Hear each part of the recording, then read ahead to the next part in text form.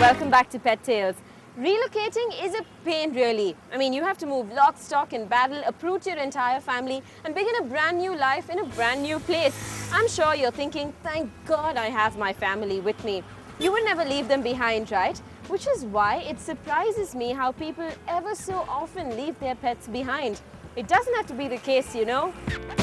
When Anand moved from Romania to Chennai, he never even thought twice about bringing his little goddess along.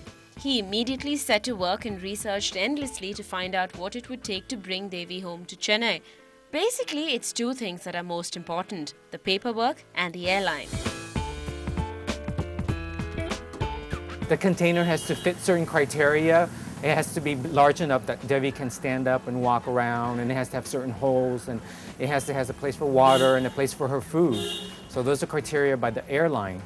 And on top of that, the airlines requires, only one dog per cargo. So you have to make sure that there's only one dog traveling that date. And second of all, you have to make sure that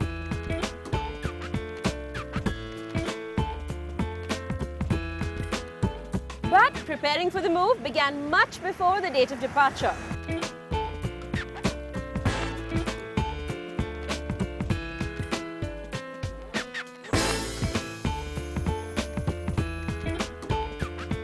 we have to make sure Devi got all her rabies shots and all the different vaccination that's required for any traveling. In India, we have to send a certification from the Ministry of Agriculture to certify that the dog doesn't have any kind of rabies or distemper and has all its shots. Okay. So once you get all the paperwork from the Romanian side, then you can get send the paperwork to India for custom clearance and for the animal quarantine office.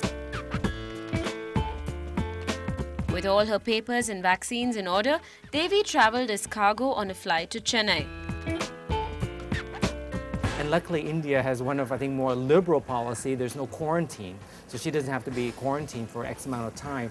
But once you clear Devi from customs, you do have to bring her dog back to the animal quarantine office for the officer to observe that actually she does not have rabies and she looks healthy.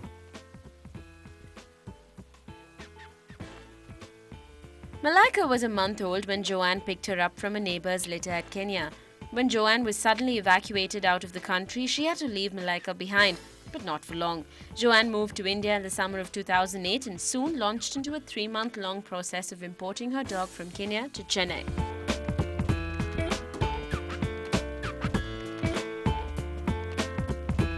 I had to hire an agent in Kenya to go pick her up in the village I had been living in, bring her to Nairobi, get her all her health vaccinations, get her spayed, and then transport her in cargo to Chennai. And then I had to hire an agent on the Indian side to deal with all the paperwork and bureaucracy of getting her into the country.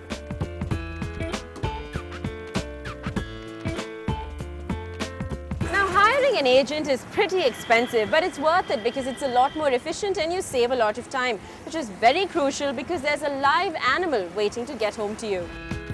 Joanne too needed similar documents as Devi and Anand: a health certificate from the Kenyan government, a no objection certificate from the quarantine office in India, and a temporary quarantine permit which required her to have a 30-day home quarantine. Now, Angelica's story is slightly different. She's had several experiences. She and her husband have traveled the world over and each time made sure they took their family of dogs and cats with them. Sprite, Angelica's 12-year-old Labrador, was born in the Philippines, and when the family moved to Kolkata, Sprite, along with 3 other feline friends, boarded the plane too. And in Kolkata, Angelica's family grew. Para, the Great Dane, joined the clan. When they moved to Chennai, big plans had to be made for this big dog. She is quite large.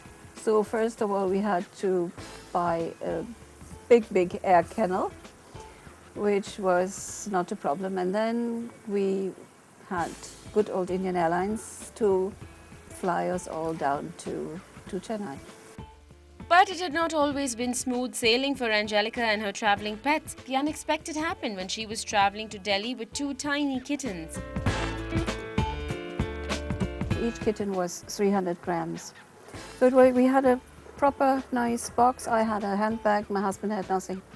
So we came to one of these private airlines, and already when we entered, they said, "Oh, no, you are not allowed to bring any animal on the flight." And so I was really flabbergasted.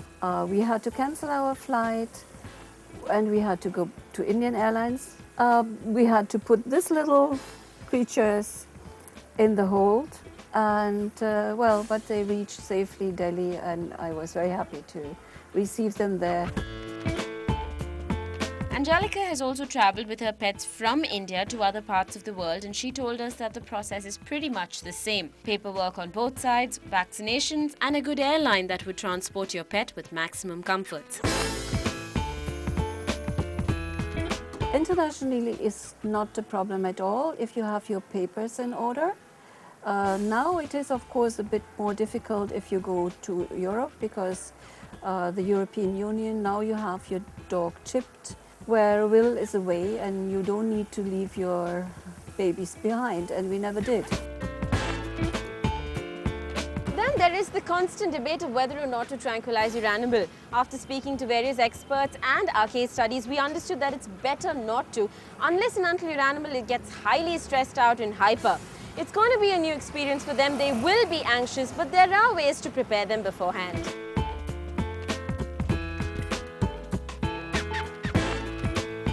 So we weren't sure if we should use, some people use anxiety drugs and medicine, but we decided not to, because we made sure to get her accustomed to the box that she was going to be transferred. So we were advised, put things that she would feel comfortable, like her blanket or toys or food that she likes, so to get her used to that box and make it a positive experience. The cost of transporting your animal would be its weight along with the carrier, as well as taxes and excess baggage charges depending on how your animal is transported by the airline.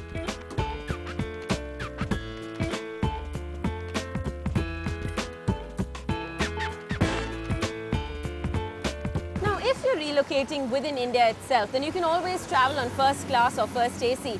But if the train that you're taking does not have that facility, then flying is your only option really. Someday, I hope we have those pet airlines too. Well, my point is, if you have a pet, then it needs to be home. And home is where you are, even if you're living up on the moon. Up next, meet Rachna and her unusual early morning visitors.